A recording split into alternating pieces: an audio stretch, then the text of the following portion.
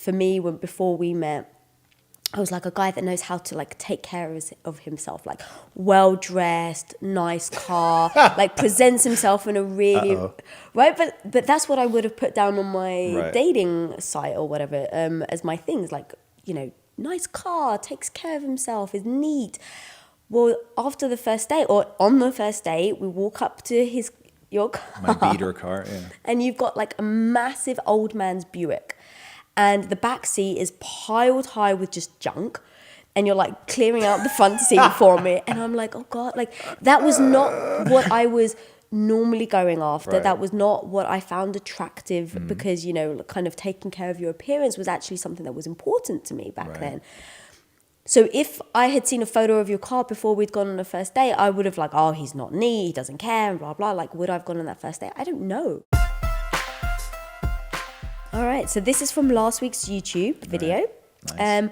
What do both of you think of making a list of qualities, physical and non-physical, beliefs, values, and so on, of the person you would like to have a relationship with? How would you both recommend doing such a list, or at least what would you prioritize in the list? And finally, what are the things that make you feel more proud about each other?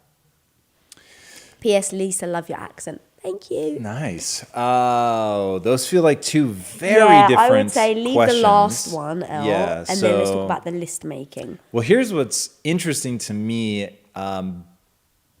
So my advice is really like, don't go into something with a bunch of preconceived notions. Like, if you walk into every encounter with a human being, like sort of looking on paper, whether they match or feel good or whatever, I think that is a real mistake. Now, despite that, I had a very well known to me list of things that I was looking for that you happen to fit to a T. But I did not go into deciding whether or not I was attracted to you based on that. I didn't go into whether or not I invited you on the first date based on that.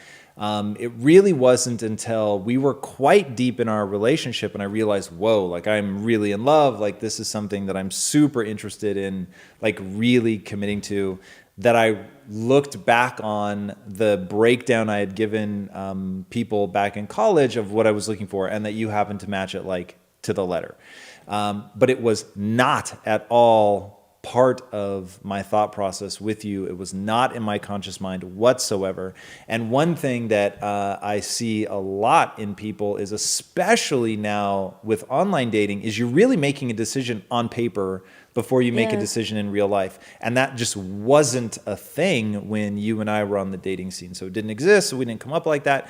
And I don't know, that just seems like it's counterproductive to the way that humans actually form relationships, which is you feel something for that person. Like and this is the same whether you're interviewing somebody for employment, you're going in to interview for a job and decide if you want to work there, or whatever the case may be. You go in and you have a feeling, right? It's my whole notion of the 7-second journal, which is how you can get good at thin slicing people. Thin slicing is really learning to train, discover, not uncover. We know my absolute fiendish hatred of the notion that you look in and discover all this magically hidden material, but you train your instincts based on a lifetime of experience. But then at some point in your life, you really begin to take manual control of that. And I think the first part of that is to take stock of where you are currently based on all your life experience and the way that you read people and all of that by assessing how you feel about somebody in the first 7 seconds. Literally write it down.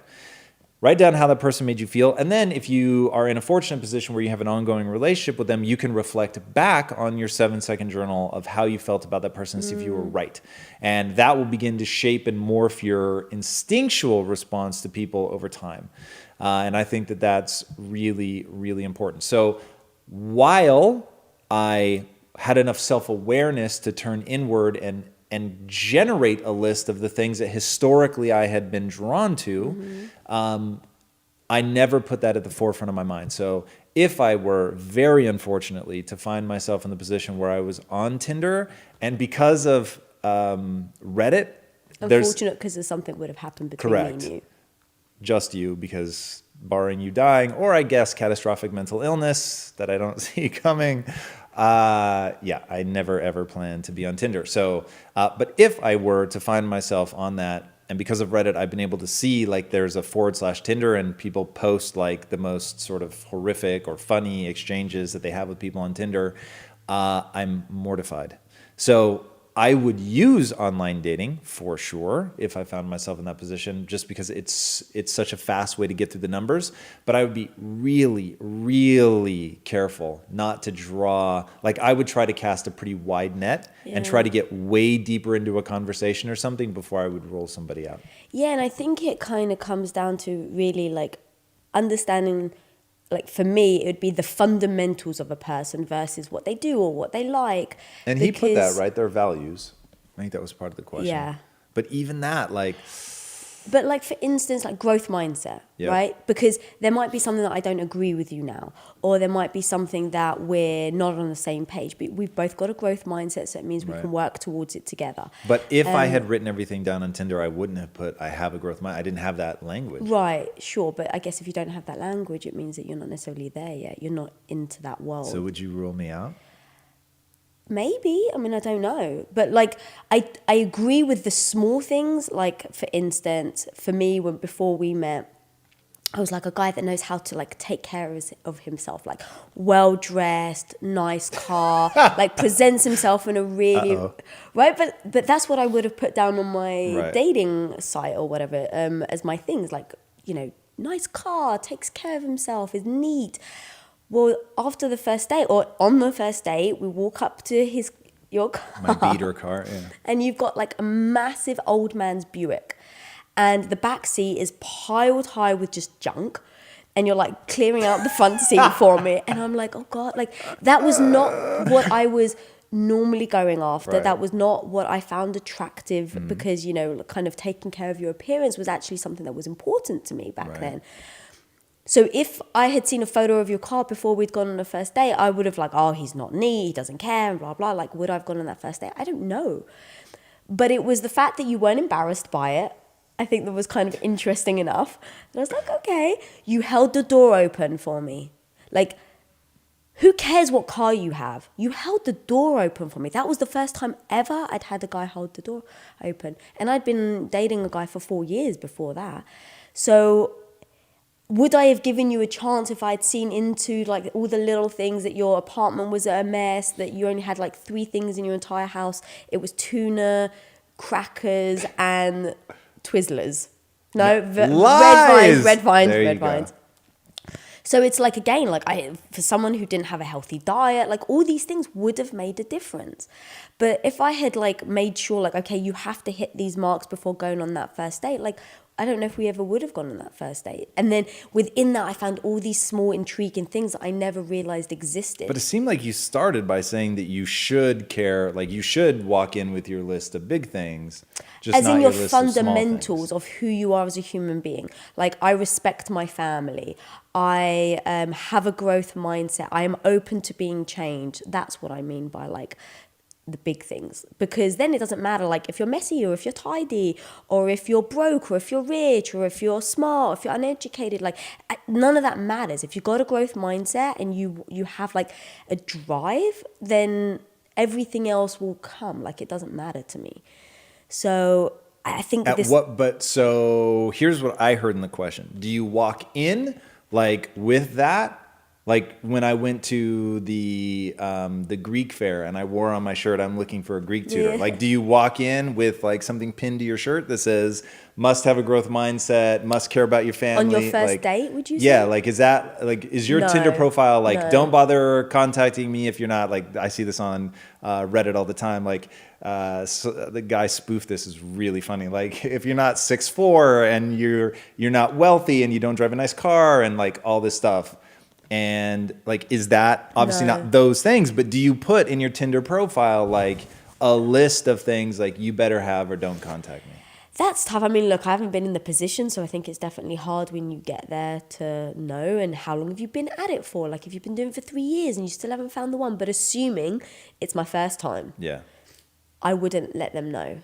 Because it might be one thing, like for instance with me and you, like I was really into, you know, Greek guys, the Greek Orthodox. I knew where their family came from. You were so far out there in what I knew or understood. You didn't have Pasty White Boy? I did not have Pasty White Boy from Tacoma on my list. Can you believe that? Very sad. Right, but but there were little things that I discovered about you that I'm like, oh my God, that's exactly like me.